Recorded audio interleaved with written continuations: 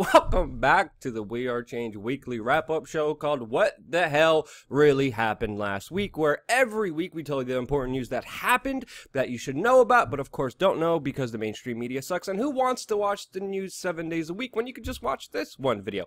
Now I know, I haven't been around. Sorry, I've been busy doing things like this. What's happening here? It looks like the coach. And this. Oh yeah, and this. And a lot more, which you could watch on this YouTube channel, which is sponsored by you and you only, because we are real independent media that, of course, is being screwed by the YouTube apocalypse and needs your help more than ever. Now, regardless of that fact, let's get right into it. Now, I think one of the biggest stories coming out of this week is the death of Zbigniew Brzezinski. Now, in the U.S. mainstream media, he was mainly remembered as Jimmy Carter's national security advisor, but the mainstream media conveniently forgot to mention that he was a very influential globalist, a part of the CFR Trilateral Commission and Bilderberg Group, and also the very man responsible for the U.S. government policy of sponsoring radical Islamic terrorists in order to fight the Russians in 1979, and that he was the main person responsible for the rise and growth of Al-Qaeda. Now, of course, Zbigniew Brzezinski is the first person that I ever confronted about these issues. In 1979, you gave him money. That's true. You're CFR scum. You are CFR New World Order scum. You and David Rockefeller will never have a New World Order. You are scum, sir. Answer my question. Answer my question. Please sit down and shut up. Answer. Which of course led me to being dragged out of the building and then chased by security guards who wanted to destroy the videotape of me confronting him. So it is very interesting to see him pass on, especially with how influential he was with the old guard, which is now leading into the new guard of people who are in control and pulling the strings behind the scenes, and will be at the 2017 Bilderberg meeting, which we will be live at on this YouTube channel as well. But just wanted to point out, how did that pioneering policy of financing radical Islamic terrorists work out? Well, not that well, especially since the latest terrorist attack in Manchester, England, where a madman used a suicide bomb at an Ariana Grande concert and killed a number of mostly innocent children. And with these terrorist attacks becoming more frequent in the West, injuring men, women, and children who are innocent in the streets of our countries, we have to ask ourselves, why is this happening? And unlike a lot of the alternative media out there, I don't believe it's all Muslims. Let me give you my case for that. Because ultimately the inspiration from these attacks comes from Wahhabism, the puritanical, fanatical, and regressive type of Islam that is mainly dominant in Saudi Arabia, that gave birth to the ideologies of Al-Qaeda and ISIS, that believe that women shouldn't have rights and that Shia Muslims are their enemies. An ideology where groups were financed and put into power, armed by not only Zbigniew Brzezinski, but Barack Obama and also Donald J. Trump, who on the heels of just signing a $460 billion arms deal with the country that is mainly responsible for the growth of Wahhabism, the same country that Donald Trump even admitted before masterminded 9/11. And now he's rewarding them with a weapons contract, establishing them as their major hegemonic power in the Middle East, going against mainly Shia Iran. And if we look at this latest terrorist from the Manchester bombings, he was a British Libyan associated with terrorist organizations that arose from U.S. intervention in Libya and Syria. The man traveled to Libya and Syria, held an ISIS flag outside of his window, but yet the British government that spies on every one of its citizens still somehow failed to see these signs. Which makes you wonder, every time the mainstream media has a national security expert on, they use the fear of terrorism in order to justify mass surveillance. So then why the hell aren't they stopping these terrorist attacks? Well, the truth of the matter is, with mass data collection, authority officials are gathering information on every single citizen, and because of that mass data collection, they miss the actual terrorists. So instead of doing targeted collection of actual terrorist suspects and looking into them, they're looking at all of us, and of course the real bad guys get lost in the mess, while the NSA even admittedly on record is looking at sex pictures that you send to your lover. But in some good news this week, we have Representative Tulsi Gabbard, who introduced a bill to permanently end warrantless collection of Americans' emails. An up-and-coming politician in the United States who sees the real problems facing this country and is now making an effort to stop it, which you should support, because she actually has the cojones to speak out against this. And if you think about this, the relationship that a government has with its people, it's one of an owner and a slave, because only an owner wouldn't trust their fellow citizens and would want to watch and control everything that they're doing. And in addition to that, they are preventing the actual stop and targeting surveillance of actual bad people. And if you actually have a complete picture of what actually is happening right now,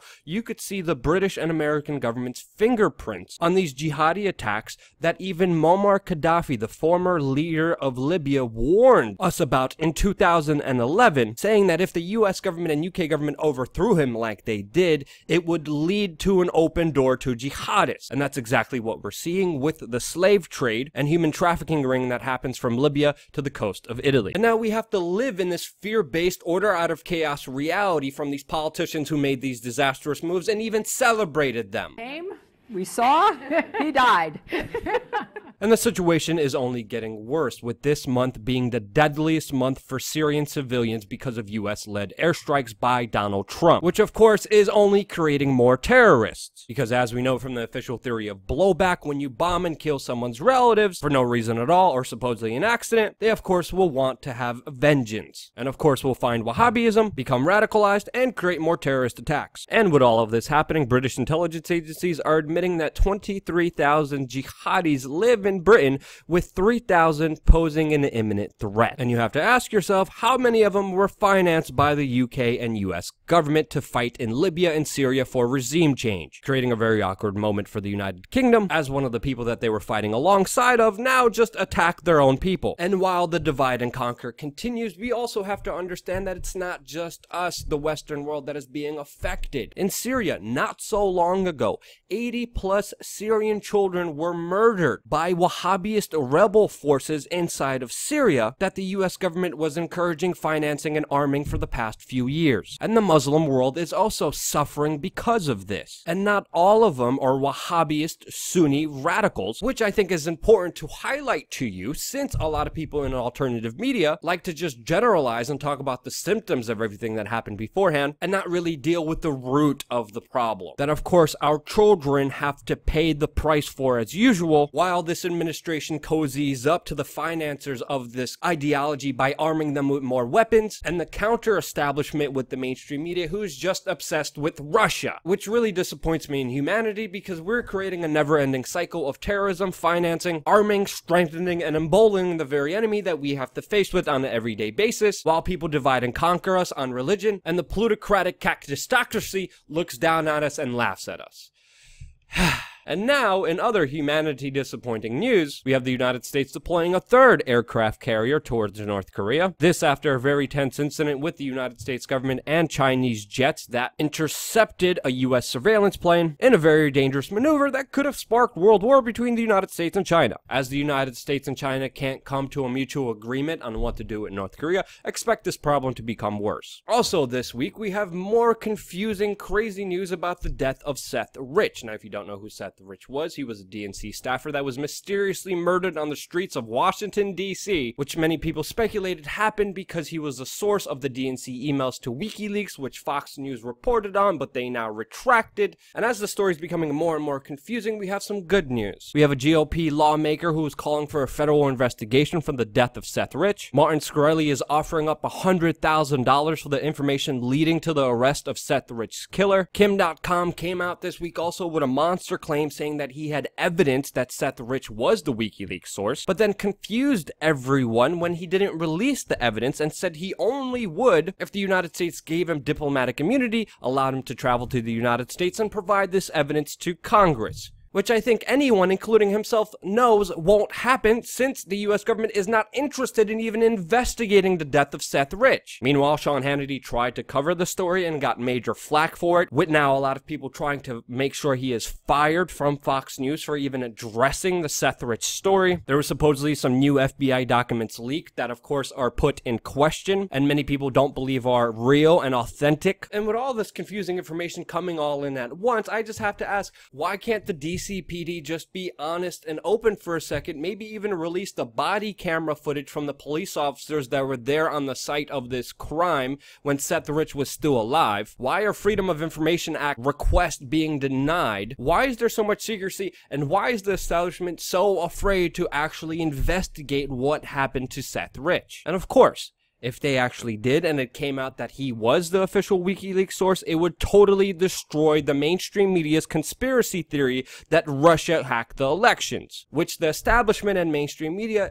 are very heavily invested in. And another DNC staffer news, we have another Democratic National Committee staffer who just been caught and arrested for possession of child pornography, which makes the second high Democratic official in just a few days who was caught with child pornography. But shut up. Talking about pedophilia within our own government, talking about Seth Rich, or how the United States is the main financer and personally responsible for the spread of Islamic terrorism all over the world. Shut up, shut up, shut up, you're a damn conspiracy theorist.